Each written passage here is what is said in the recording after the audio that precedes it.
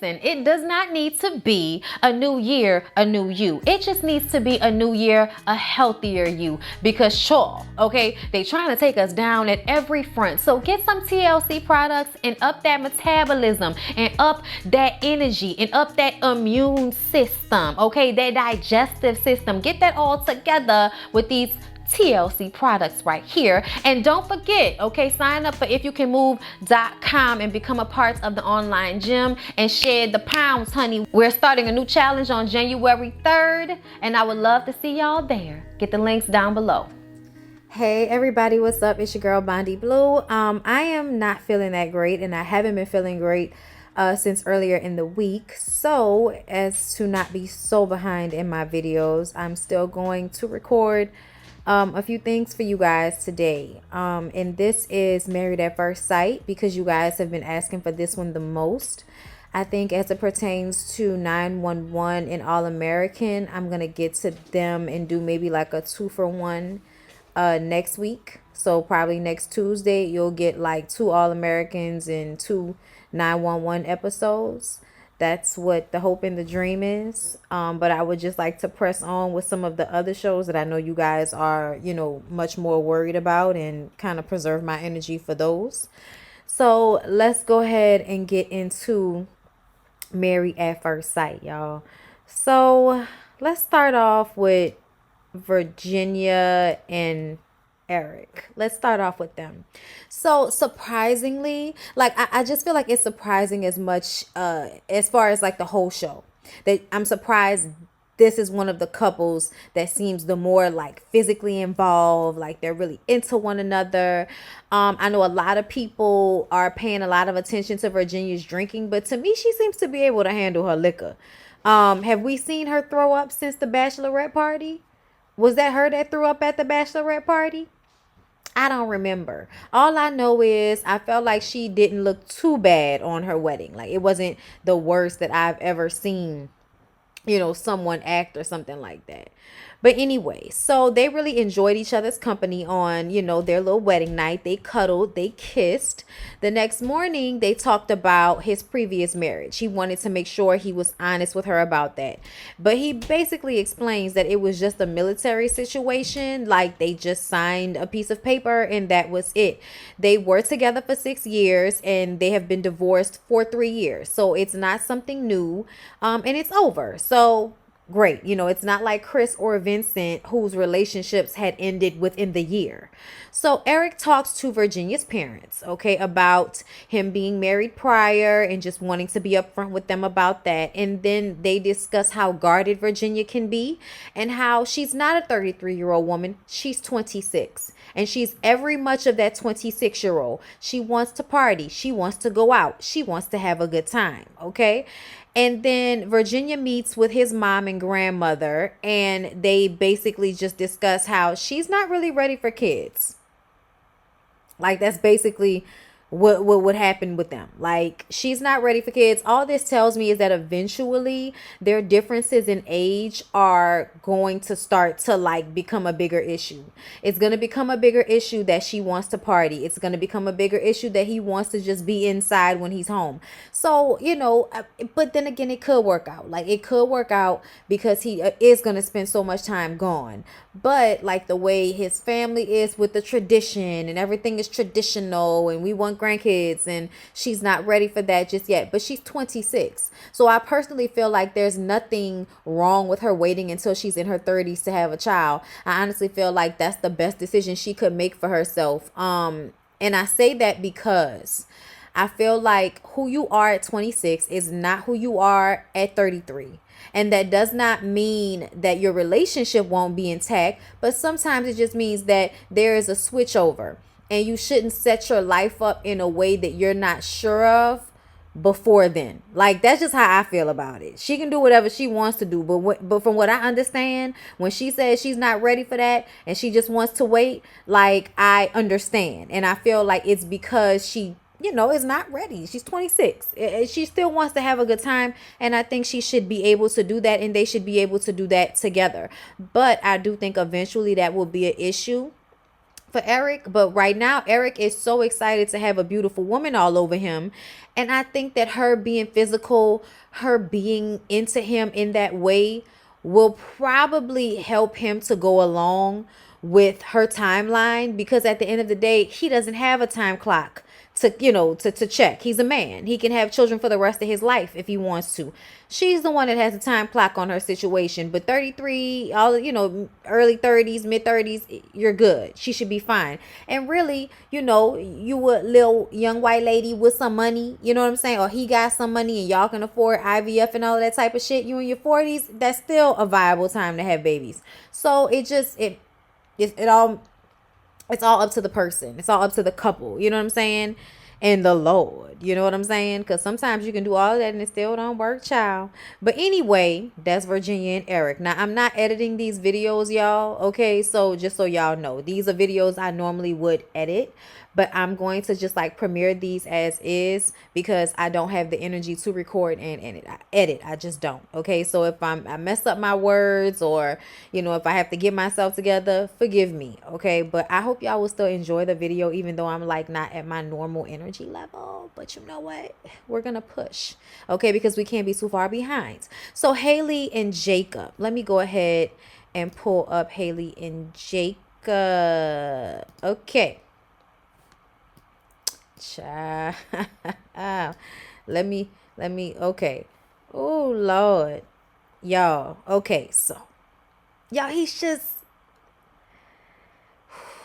there's so much thickness to his neck. There's a lot of muscle happening in the neck and in the head area.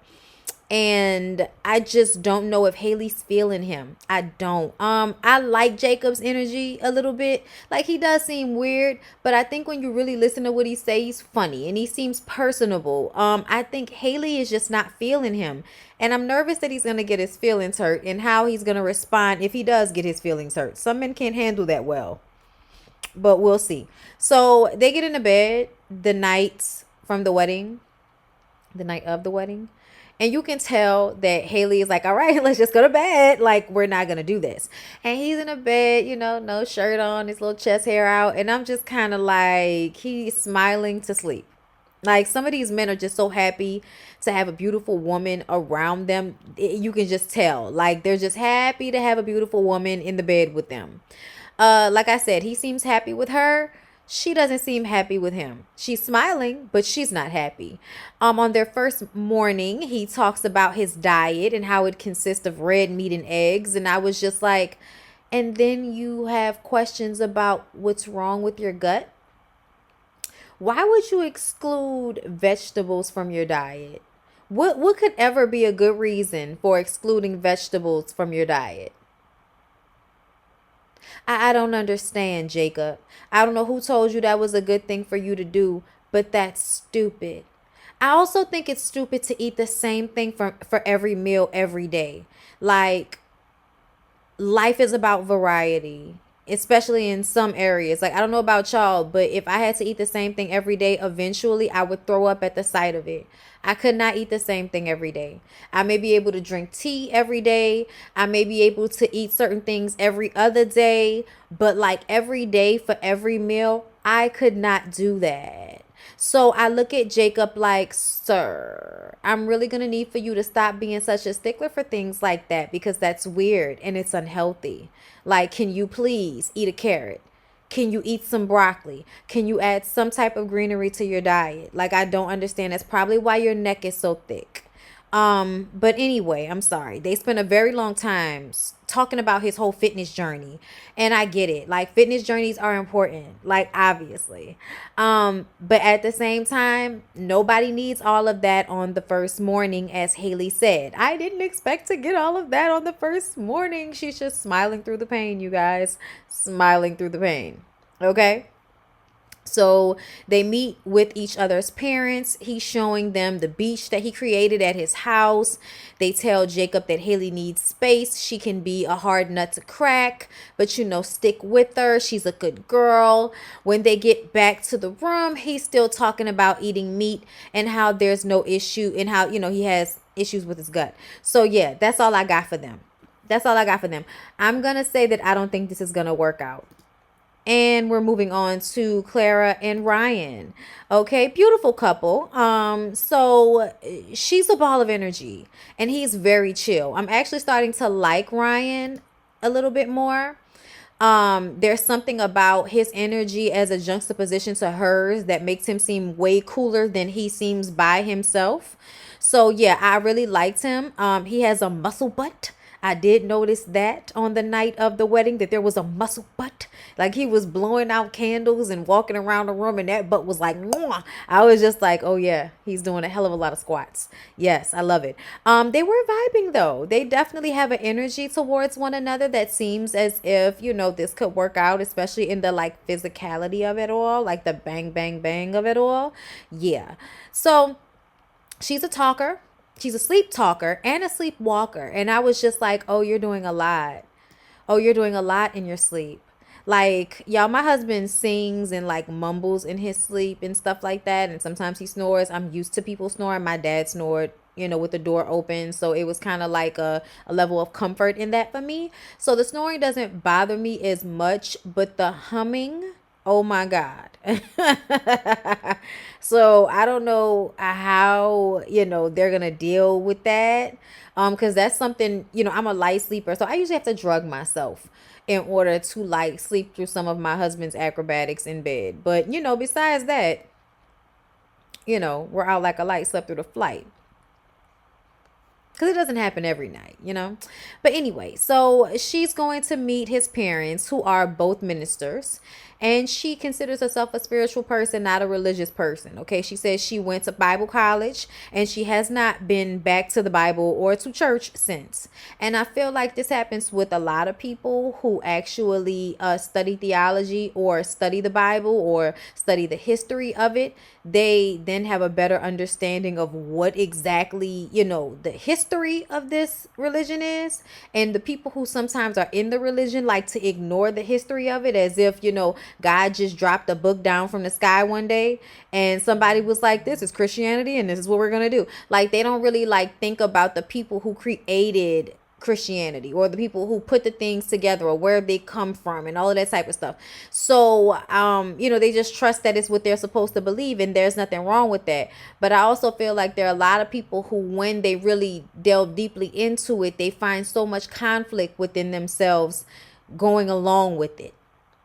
And that's just what it is. So I feel like that's where Clara is with it. So that might be an issue for Ryan's family because they want him to be with someone who is religious. Okay.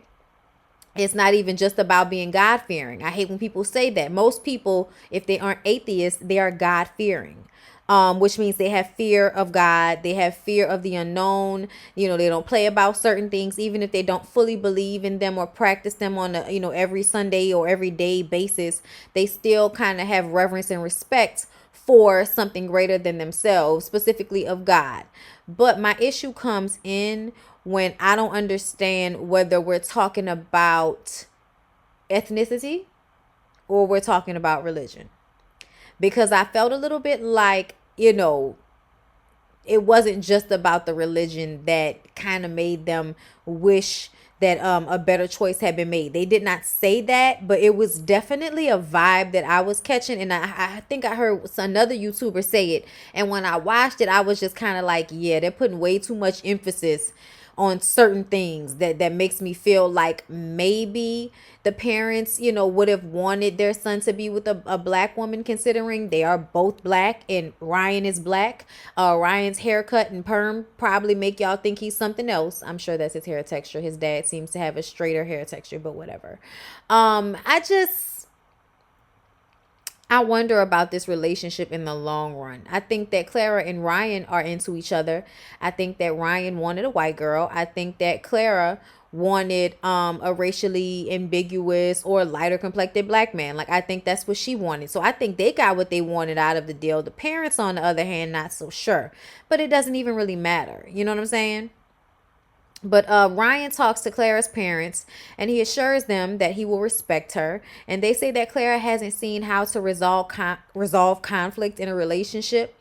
and divorce isn't really an option for them. So I was just kind of like, so you basically don't have arguments or discussions about things in front of your kid. You deal with things in private, and now as an adult she doesn't know how to handle conflict, and then you tell them that divorce is not an option. And I understand that must mean for them as her parents, because you can't tell two other grown people what's an option for them. Personally, I feel like I don't agree with that. That divorce is bad. I don't agree with that. I feel like people who should get divorced should get divorced. People be at different points in their life. They, go through different things. Marriages sometimes are exactly what they're supposed to be. The people you were supposed to be with at the time. And that's it. Even if you were married to them, I don't, because I'm the product of a second marriage that was till death. You know what I'm saying? So for me, I just kind of feel like just because you were married to somebody else first doesn't mean that's the person you were supposed to be married to for your whole life, obviously, because it doesn't always happen that way. But that's them people feeling. So whatever. But it just kind of makes me feel like two people that stay together even though they're unhappy. Like, that's what that sounds like to me. Later on, Clara and Ryan kind of talk about her issues with handling conflict in an attempt to be preemptive. But I don't know if it's something you can handle in that way. I think that sounds great, Ryan, to think that you can have a conversation in order to, keep her from not being able to handle conflict in a way that's conducive to you guys relationship. But at the same time, it just kind of sounds far-fetched.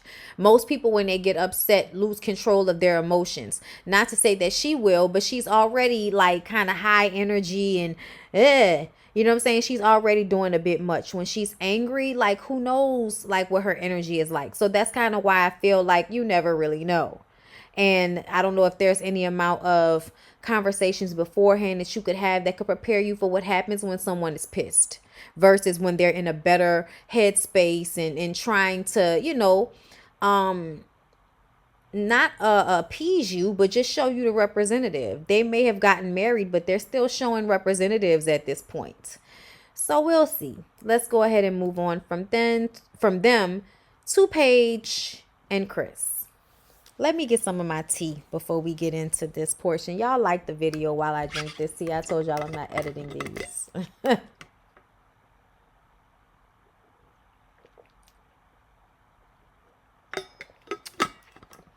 It's really good tea. It's Earl Grey. Paige and Chris, y'all. Paige and Chris are exactly what we thought they were going to be. A headache, a problem, just all the ways around doing the absolute most. Okay, so she's so happy that he's a God-fearing man. They get into the bed together on the night of the wedding. She has her nice little lingerie on. She didn't wrap her weave up. She left like a little cute, crown on her head and everything. She helps him out of his shirt for whatever reason. I guess just trying to show him that she can take care of him. But I just kind of felt like he should be showing you that, especially when you feel the disconnect and he's the one that's not truly and really into you. So I would have made him come to me. It wouldn't have been the other way around. Like, I'm sorry. But he says that he has to get out of his head and, she's not what he's used to. And I really want him to be specific. Because do you mean her skin tone is not what you're used to? Because this whole thing where she's not pretty and she's not a trophy and all of this shit, like, it's starting to piss me off because I feel like you specifically asked for a woman who was not with you just because you had money. And from what I understand, your Subway just closed down. So I don't know how much money you think you have, but I feel like you're a perpetrator. And you're not that fucking cute, Chris. Like, I just want to say it. You're not that cute, honey. Like, you're aight. But I mean,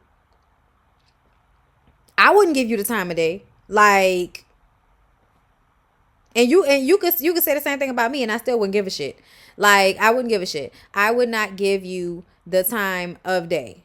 And it is very annoying to me that you feel like you're up here and Paige is down here when there are a few women who are watching this show like, oh, are you serious? Like myself. Like, are you serious? You should be lucky that a woman like Paige would even give you the time of day. Somebody that has their shit together. Beautiful. Beautiful face and body. Okay. Maybe don't make the best hair choices. Maybe need some braces. But ultimately, I feel like still a beautiful woman and doesn't deserve to be treated like she is, you know, some gargoyle looking bitch just because you're used to dating women who don't pick up the check. I don't know what the fuck he's talking about. You know what I'm saying? Like, I need for him to be specific. Because he always draws it back to, you know, them not picking up him always having to pick up the check, him always having to pay for everything. What does that have to do with looks? What does that have to do with looks? I need somebody to explain it to me. Anyway, so the next morning, her wig is shifted. The only couple on the show that hunched on their wedding night. The only couple on the show that hunched on their wedding night, okay, that we know of, okay? He was supposed to go out and get breakfast because they hunched again that morning. So he was supposed to go and get breakfast. An hour went by, and eventually he comes back with no food. She had been calling him, and he wasn't answering the phone. When he came back, he said he had a panic attack, and he explains that even though they're good on paper, the attraction isn't there all the way. And that made him freak out. And she says, and really, it really annoyed me when he got emotional, like fake emotional, like he pretended to cry all throughout this episode. I guess he felt like that was supposed to make it less fucked up, the things that were coming out of his mouth. But he pretends to cry, and then she goes over to him to comfort him, and that really pissed me off because I was like, this man is an asshole. This man slept with you 2 times, last night and this morning, and now he's telling you that he didn't come back with food because he had a panic attack about the fact that he's not really attracted to you. So explain to me how your penis got erect. I'm so at a loss. And let's just be real. She's attractive enough for you to have sex with, but she's not attractive enough for you to marry. And you keep telling her that she's probably exactly what you need, but not what you want. Because you want a woman that's going to spend all of your money and not really like you. Like, that's what you want. You want a woman who is out of your league. You know what I'm saying? Like, that's what you think. You want a woman that's probably lighter in complexion. I don't know what it is exactly that you want. But what I do know is that Paige is great. I don't know what you're expecting on the first day, but you got more than you should have gotten. And he says that he thought having sex with her was going to like help him not have an attraction. And I was like, still, how did the dick get hard the second time? I'm still trying to understand something. Like, I'm at a loss. With a T on the end. I'm at a loss. And I just kind of feel like this dude's an asshole. So she goes to meet with his parents and tells them that he said he's not attracted to her. And she says, I wish he would have told me that before I shared my body with him. And his dad is shocked, but says that he's grateful that he raised a gentleman, somebody that will be honest. Sir, being a gentleman would have been to not sleep with a woman who you are not attracted to. As to not make her put herself out there when you know you're not really into her. That's what you would have done if you were really a gentleman. A gentleman does not have sex with a woman and then call her a trash bag after, which is what he did. And if he was going to come back and tell her that he wasn't really attracted to her, he could have at least brought breakfast and fucking mimosas to soften the blow. But that's not what he did. He let homegirl have a hungry, growling stomach while he told her that he wasn't attracted to her after boning her twice. He's an asshole, and you're an asshole if you didn't know.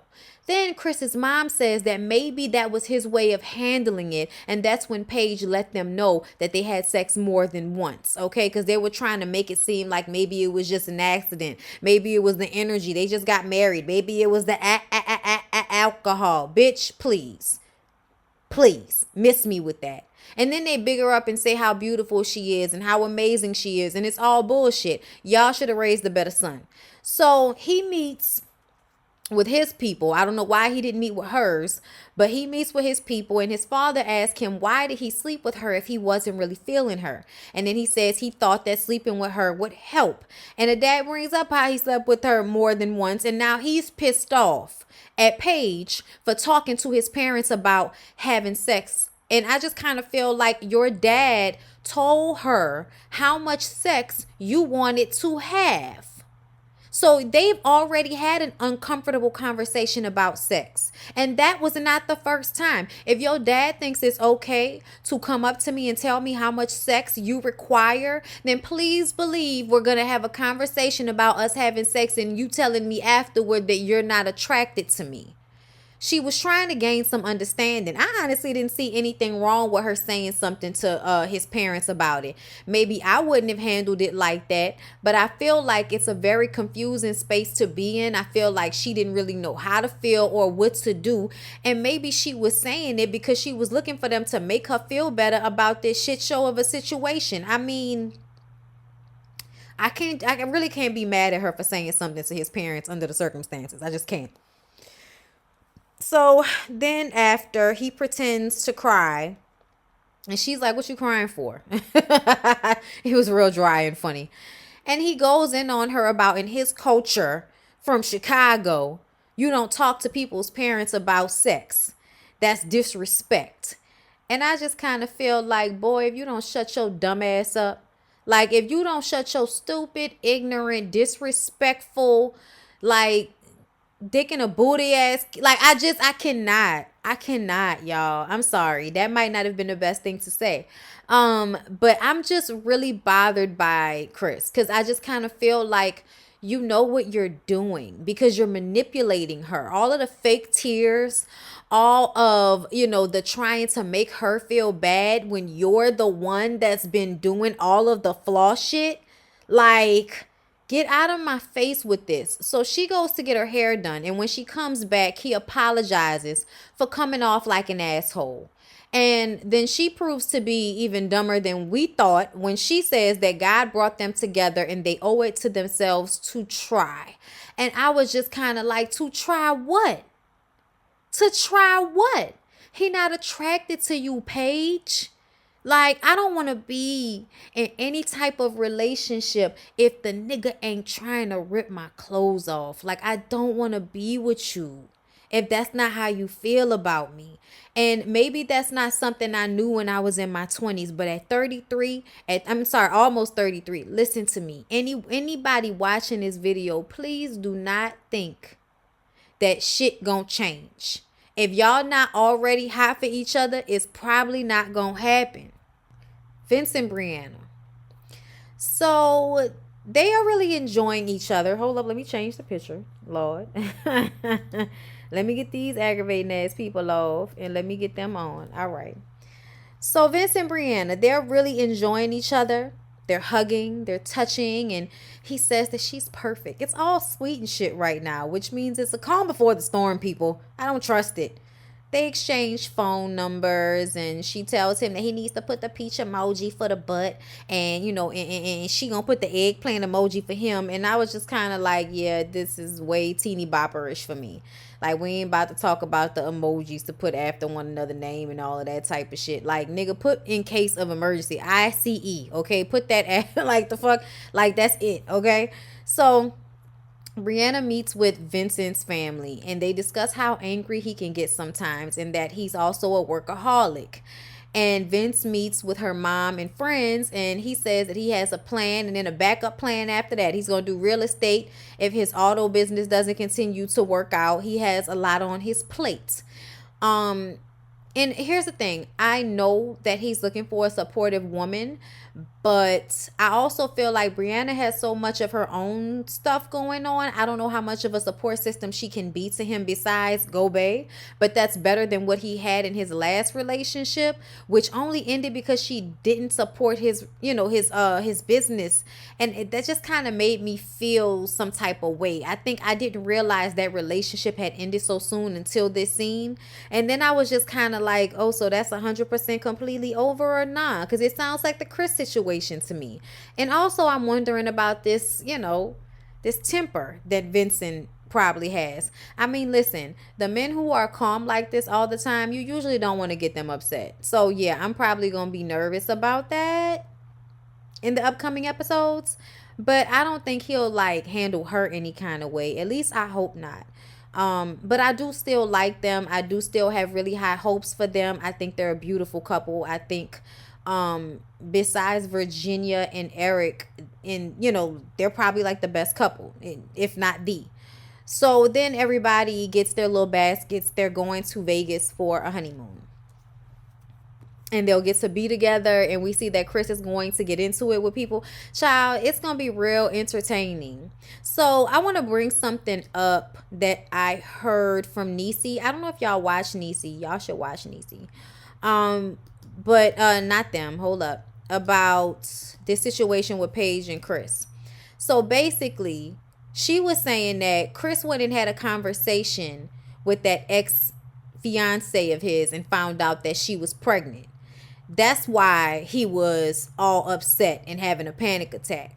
And I don't know if that's true or not, but if that is true, for him to turn it around and make it about Paige's looks, that deserves a kick in the dick.